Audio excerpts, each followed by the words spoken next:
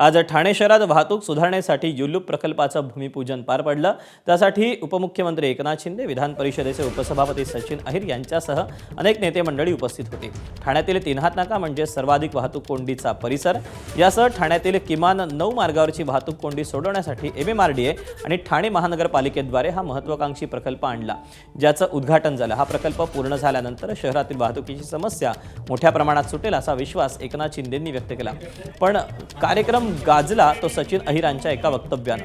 त्याचं झालं असं की जेव्हा एकनाथ शिंदे भाषणासाठी उभे राहिले, त्यांनी ठाण्यातील विकास कामांची यादी वाचायला सुरुवात केली। तोच सचिन अहिर यांनी वरळीचाही ठाण्यासारखाच विकास व्हावा अशी विनंती मंचावरूनच केली आणि त्यावर एकनाथ शिंदेंनी काय उत्तर दिलं ते आपण पाहूया।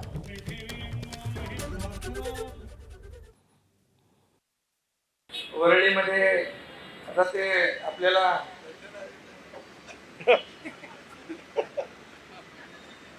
कोळीवाडे आहे, कोळीवाडे सगळ्या गोष्टी आहेत तिथे। त्यांना आपल्याला पहिलं ताबडतोब, मी मुख्यमंत्री असतानाच त्याला ताबडतोब निर्णय घेतला, अगोदर त्यांनी थांबवलं होतं। त्यामुळे कोळीवाड्याचा तो मोठा प्रश्न आपण मिटवला। आणखी जे काही प्रश्न आहेत ते वरळीचे, जसं ठाणे बदलते तसं वरळी पण बदला। ठाण्यातील तीनहात नाक्याची वाहतूक कोंडी फोडणारा हा युलूप प्रकल्प नेमका आहे तरी काय? या प्रकल्पाची ठळक वैशिष्ट्ये काय ती आपण जाणून घेऊया। तीनहात नाक्याच्या वाहतूक कोंडीवर हा कायमस्वरूपी उपाय ठरणार आहे। जवळपास 200 ते 235 कोटींचा हा प्रकल्प आहे।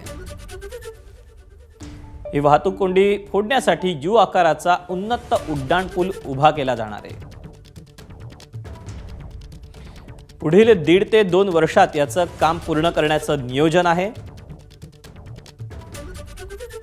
त्यामुळे चौकातील 7 पैकी 4 दिशेतील वाहतूक ही अधिक सुरळीत होईल।